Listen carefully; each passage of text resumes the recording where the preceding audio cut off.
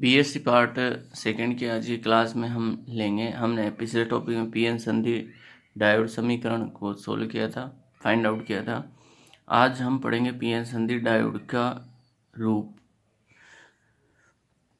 तो पीएन संधि को परिपथ से संबंधित करके इसके साथ दो इलेक्ट्रोड संबंधित करते हैं। इनमें से एक भाग को P से और दूसरे भाग को N से संबंधित किया जाता है। इस प्रकार से दो इलेक्ट्रोडों की युक्ति होती है पीएन संधि डायोड, यानी कि डाई इलेक्ट्रोड इसे कहा जाता है डायोड। डायोड को सामान्यतः इस तरह से रिप्रेजेंट करते हैं, ये संधि P और ये संधि N।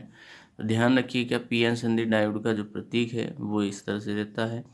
हम जानते हैं कि अग्रवाइस की स्थिति में पीएन संधि में होकर धारा प्रवाहित होती है, परंतु पश्च बायस में की स्थिति में संधि में होकर धारा प्रवाहित नहीं होती है। इस प्रकार पीएन संधि जो डायोड है एक ही दिशा में धारा प्रवाहित करता है। इसी प्रकार यह एक प्रकार की एक दिशीय युक्ति है। एक दिशीय क्योंकि यह एक ही डायरेक्शन P से N की ओर P से N की ओर ही धारा का प्रवाह करती है, N से P की ओर धारा का कोई प्रवाह नहीं करती है। जबकि हम देखते हैं कि जैसे संधारित्र है और इधर से आपके रेजिस्टेंस है, प्रेरण कुंडली है, ये दो दिशाएं यानी कि द्विदिशीय युक्तियां हैं। दोनों डायरेक्शन में कैसे भी लगाओ सर्किट में दोनों तरफ से जो है धारा को प्रवाहित करती है, लेकिन जो डायोड है वो एक ही दिशीय युक्ति है, एक P से N की ओर ही धारा को प्रवाहित करती है। इसी तरह ट्रांजिस्टर है तो ये भी एक दिशीय युक्तियां हैं। पीएन संधि का धारिता विभव। पीएन संधि संधारित्र रूप में तो हम जानते हैं कि संधारित्र में धनावेशित व ऋणावेशित प्लेट एक दूसरे से अल्प दूरी पर स्थित होती है तथा इनके बीच परावैद्युत माध्यम भरा होता है। पीएन संधि डायोड में P भाग में बहुसंख्यक आवेशवाहक होल होते हैं और N भाग में जो है बहुसंख्यक आवेशवाहक इलेक्ट्रॉन होते हैं, जबकि इनके बीच उपस्थित अवक्षय परत कैसी होती है? उदासीन होती है। इस प्रकार P भाग जो है धनावेशित परत की भांति और N भाग जो है ऋणावेशित परत की भांति व्यवहार करता है तथा अवक्षय परत परावैद्युत माध्यम की भांति, जो अवक्षय परत है वो किसकी तरह? परावैद्युत माध्यम की भांति व्यवहार करती है। अतः हम कह सकते हैं कि जो पीएन संधि संधारित्र की भांति भी व्यवहार करता है। इसे पीएन संधि का धारिता प्रभाव कहा जाता है, यानी कि संधारित्र की भांति व्यवहार करने के कारण इसे प्रभाव क्या कहते हैं? पीएन संधि धारिता प्रभाव। यदि अवक्षय परत की मोटाई स्मॉल d है और इसके P व N भाग के अनुप्रस्थ काट का क्षेत्रफल स्मॉल a है, तो उस सिचुएशन में पीएन संधि संधारित्र की जो धारिता होगी, धारिता को C से रिप्रेजेंट करते हैं। C = समेशन ऑफ A/D के रूप में इसकी धारिता को फाइंड आउट कर सकते हैं।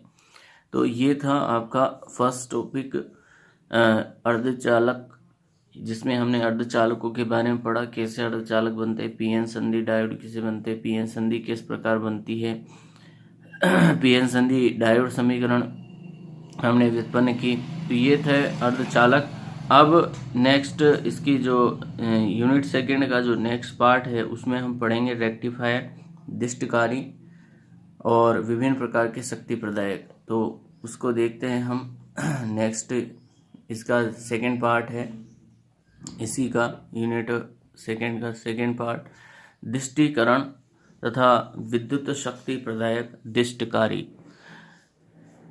तो सबसे पहले हम देखते हैं प्रत्यावर्ती धारा। प्रत्यावर्ती धारा किसे कहते हैं? ऐसी धारा जिसका परिमाण व डायरेक्शन समय के साथ परिवर्तित होता रहता है उसे हम क्या कहते हैं? प्रत्यावर्ती धारा। ऐसी धारा, अल्टरनेट करंट, यानी कि जो समय के साथ अपना परिमाण और दिशा दोनों बदलती है, उसे हम कहते हैं अल्टरनेट करंट, प्रत्यावर्ती धारा, एसी धारा या एसी वोल्टता। तो देख सकते हैं एसी वोल्टता ये धारा है, ये टाइम टी है, तो समय के साथ इसका डायरेक्शन भी बदल रहा है और इसका जो परिमाण है, परिमाण भी बदल रहा है और दिशा भी क्या हो रही है, बदल रही है। तो एसी करंट को हम कहते हैं। इसके बाद हम बात करते हैं दिष्ट धारा। ऐसी धारा जिसका परिमाण व दिशा समय के साथ परिवर्तित नहीं होते, अपरिवर्तित रहते हैं, उसे हम डीसी करंट या डीसी वोल्टेज, डीसी धारा कहते हैं। तो इसका जो डायग्राम है वो इस तरह से रहता है। समय के साथ धारा के मान में कोई परिवर्तन नहीं होता, इसे कहते हैं हम डीसी करंट, डायरेक्ट करंट।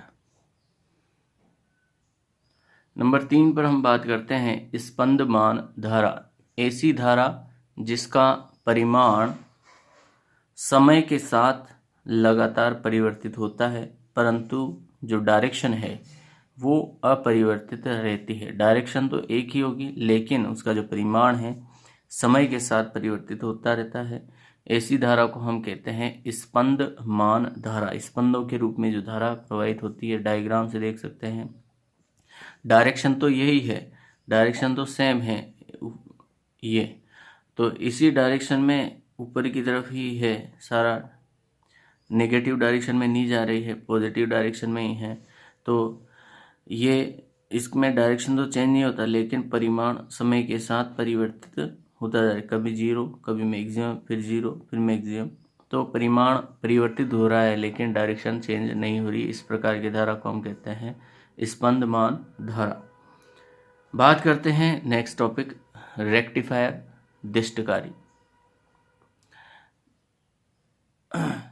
तो सबसे पहले मैं आप लोगों को बता दूं दिष्टकारी या रेक्टिफायर क्या होते हैं। दिष्टकारी एक ऐसी युक्ति है जिसकी सहायता से हम प्रत्यावर्ती जो वोल्टेज के जो मान है उस प्रत्यावर्ती वोल्टता को या प्रत्यावर्ती धारा को जो है दिष्ट धारा में या दिष्ट वोल्टता में, डीसी में परिवर्तित कर सकते हैं। यानी कि सीधे सीधे बात कहूँ तो ऐसी युक्ति या ऐसी मशीन जिसके द्वारा एसी को किस में बदल दिया जाता हो, डीसी में परिवर्तित कर दिया जाता हो, तो उसे हम क्या कहते हैं, दिष्टकारी या रेक्टिफायर कहते हैं। अब ये तो है नहीं कि डायरेक्ट ही जो है उसको एसी से डीसी में बदल दिया जाता हो, तो इसके लिए एक परिपथ होता है, उस परिपथ से पूरी धारा को गुजारते हैं, तब जाकर के वो डीसी में परिवर्तित होती है। तो जैसे ये प्रत्यावर्ती निवेशी वोल्टता यहाँ से दी, यानी कि यहाँ ये एसी का स्रोत है, यहाँ से एसी धारा प्रवाहित होगी, तो एसी यहाँ से गई ट्रांसफार्मर में, तो ट्रांसफार्मर के बाद जो है फिर रेक्टिफायर में, रेक्टिफायर जो है एसी घटकों को डीसी में बदलता है। तो यहाँ से डीसी, प्योर डीसी तो यहाँ से नहीं जाती है, लेकिन मैक्सिमम जो करंट है वो डीसी के रूप में यहाँ से सप्लाई होता है। तो यहाँ डीसी के साथ साथ कुछ घटक एसी के भी रेक्टिफायर से होकर के गुजर जाते हैं।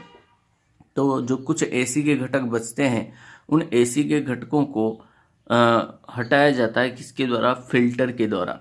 तो यहाँ फिल्टर के द्वारा जो है एसी और डीसी के जो घटक आते हैं उनमें से कुछ जो एसी के घटक बचते हैं, उन एसी के घटकों को यहाँ से हटाया जाता है, और उसके बाद जो डीसी है उस डीसी को वोल्टेज रेगुलेटर यानी कि वोल्टता नियंत्रक युक्ति के द्वारा रेगुलेट किया जाता है, नियंत्रित किया जाता है, और उसके बाद आपको मिलती है निर्गत डीसी वोल्टेज, यानी कि डीसी वोल्टता आपको इस प्रोसेस के बाद जो है प्राप्त होती है। हम जानते हैं कि पीएन संधि डायोड में अग्र बायस की स्थिति में धारा प्रवाहित होती है, जबकि पश्च बायस की स्थिति में धारा प्रवाहित नहीं होती है। अतः पीएन संधि डायोड से अग्र बायस की स्थिति में एक दिशा में धारा प्रवाहित होती है, अतः इसे एक दिशीय युक्ति भी कहते हैं। पीएन संधि डायोड का उपयोग दिष्टकारी के रूप में भी किया जाता है। तो हम यहाँ देखेंगे कि जो पीएन संधि डायोड हमने पढ़े हैं, पीएन संधि डायोडों का उपयोग रेक्टिफायर के रूप में किस प्रकार किया जाता है, उसका उपयोग किस तरह से किया जाता है, वो यहाँ हम पढ़ने जा रहे हैं। और पीएन संधि डायोडों की संख्या, हाँ, पीएन संधि डायोड का उपयोग दिष्टकारी के रूप में किया जाता है और पीएन संधि डायोडों की संख्या के आधार पर दिष्टकारी मुख्यतः दो प्रकार के होते हैं। एक तो होते हैं अर्ध तरंग दिष्टकारी और दूसरे होते हैं पूर्ण तरंग दिष्टकारी। तो अब हम जो है अर्ध तरंग, हाफ वेव रेक्टिफायर और फुल वेव रेक्टिफायर्स को स्टडी करेंगे, या से मैक्सिमम क्वेश्चन पूछे जाते हैं। तो ये हम आगे की क्लास में स्टडी करेंगे इनको। आज की क्लास में इतना ही। Thank you.